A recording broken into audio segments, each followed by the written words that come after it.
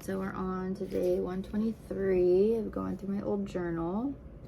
The quote for today says, "We become what we think about most of the time, and that's the strangest secret."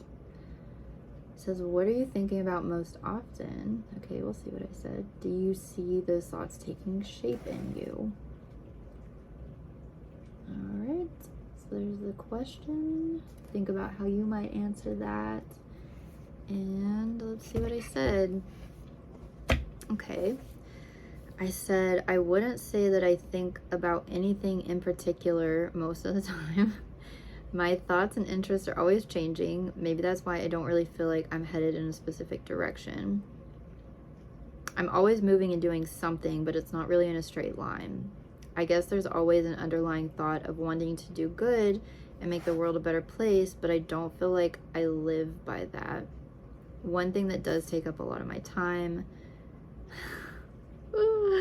are thoughts and worries about my relationship with the person I was in a relationship with." I said, "Sometimes I can get focused on other things and block these thoughts out, but they're there a lot. I feel like having a relationship with someone does become a part of you, and you have to deal with it on a day-to-day basis, so it makes sense to be on your mind.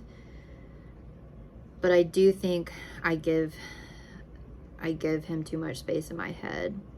I hope I can get to a point where I can shut it off, but for that, I think I'd either have to trust him completely or separate myself from him." And yeah, there was no way I could trust this guy because he lied a lot.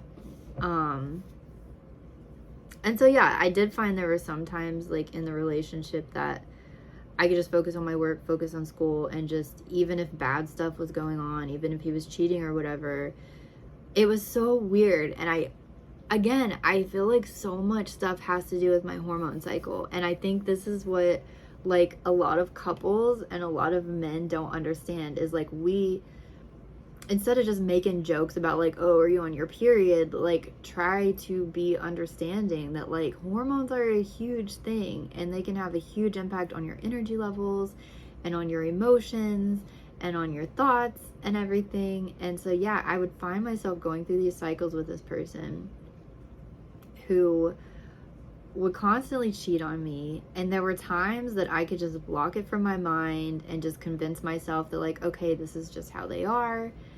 I like all these other things about them. As long as I'm still getting other things that I need out of the relationship, like, I can deal with this.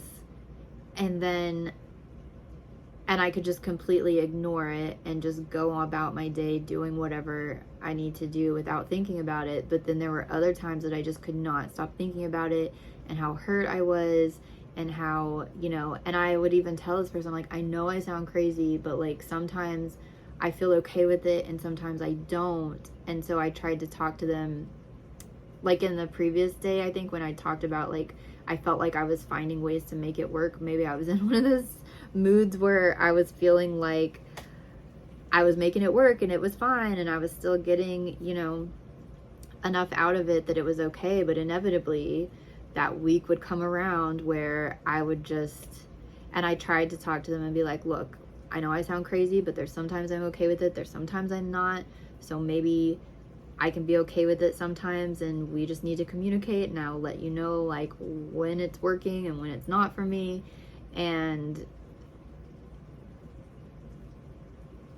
yeah, but it just got to be too much. And it got to a point where he seemed like he was on board with that, but then at the end of the day, he was going to do whatever he wanted to do. So even if I was letting him know like, "Hey, this is upsetting me a lot right now, like, could you not go and hang out with other people? Like, I'm not feeling okay with it," and he would just do whatever he wanted anyway. So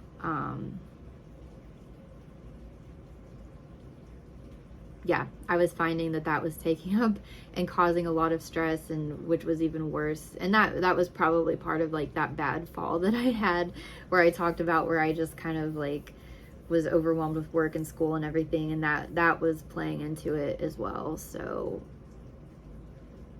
yeah, I think if you have a person that is taking up a lot of space in your head and you find yourself like they're not positively contributing to your life and they're causing you to hyper focus and dwell on, you know, kind of like the pain that they're causing you, then you just probably need to cut them out and move on, because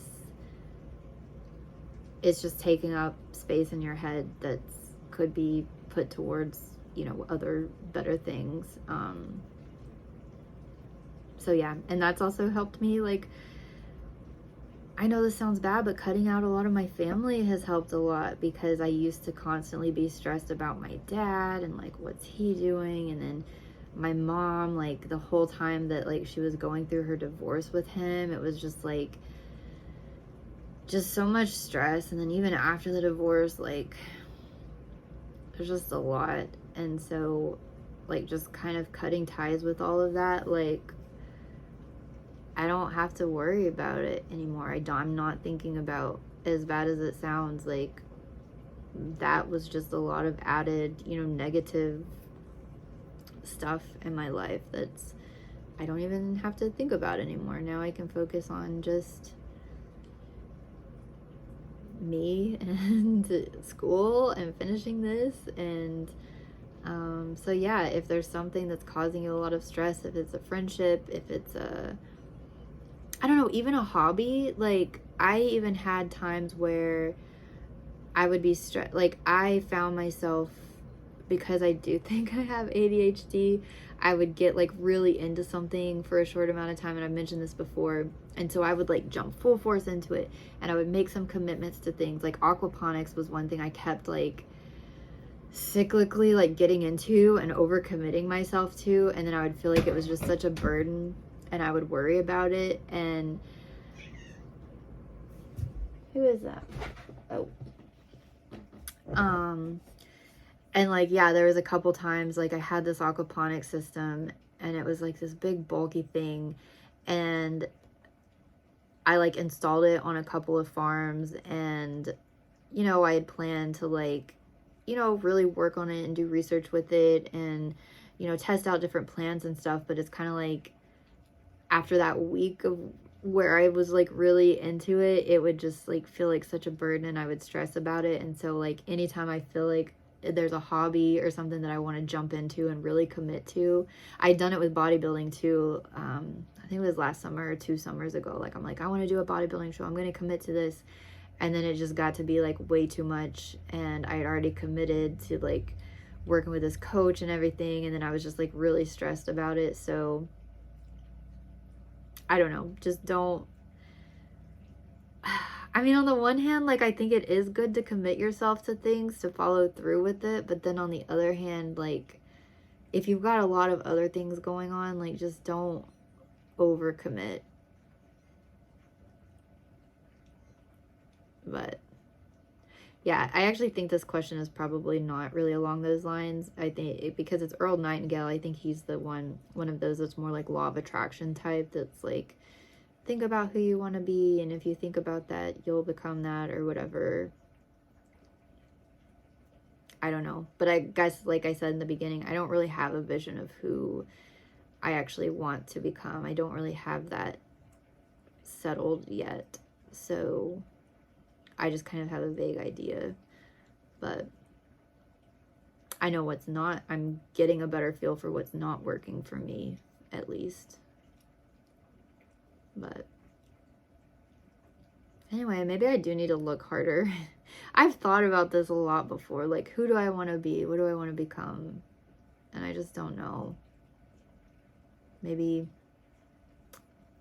I guess over the next couple of years, I need to figure it out, or start getting closer to figuring it out. Or maybe I don't. Maybe I'll just keep jumping from one thing to the next and just see what happens. It's worked out for me fairly well so far, I guess. But anyway, that's what I have for that day. I will be back tomorrow with day 124.